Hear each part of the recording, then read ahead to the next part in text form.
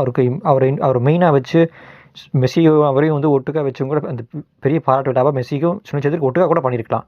அதை தவற விட்டுட்டாங்க. நம்ம இந்தியன் வாட் டு சே கவர்மெண்ட்டுன்னு சொல்கிறதா இல்லை இந்த விழாவை ஆர்கனைஸ் பண்ண டீம்னு சொல்கிறதா? Anyway it's mistake done by our country.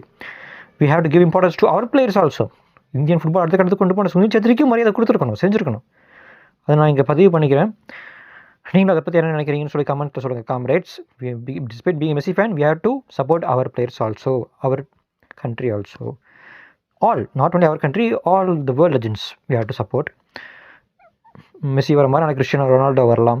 We have to celebrate them also and also us, our team, our players also. Okay. Coming back to Vijay TVK. நான் விஜய் பற்றி ஏன் பேசுகிறேன்னு சொன்னேன் உங்ககிட்ட. I get views, I get motivated, I get boosted up. அதே மாதிரி இன்னொன்று முக்கியமாக விஜய் டிவிக்கே பற்றி சொல்லிக்க விரும்புகிறேன்.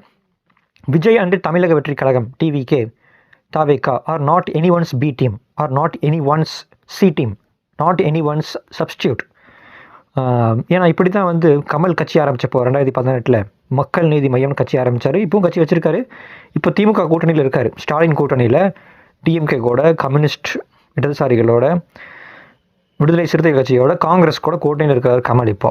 ஆனால் அவர் கட்சி ஆரம்பித்தப்போ திமுகவோட ஊழல் எதிர்த்து தான் கட்சி ஆரம்பித்தார். திமுகவோட கொள்கைகளும் கமலோட கொள்கைகளும் காங்கிரஸோட கொள்கைகளும் ஒரே மாதிரி தான். ஆனால் அப்போ அந்த டைமில் வந்து அவர் திமுக காங்கிரஸை எதிர்த்து தான் கட்சி நடத்திட்டு இருந்தார்.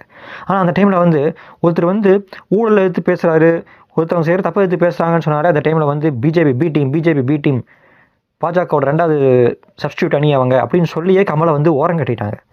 அது எவ்வளோ பெரிய மிஸ்டேக் பாருங்கள். நம்ம மக்கள் வந்து இது புரியாமல் இருந்ததும் மிகப்பெரிய தவறு. கமலை அப்படி நம்ம இழந்துட்டோம். கமல் ஒரு மாபெரும் சிந்தனையாளரை, ஒரு மாபெரும் ஒரு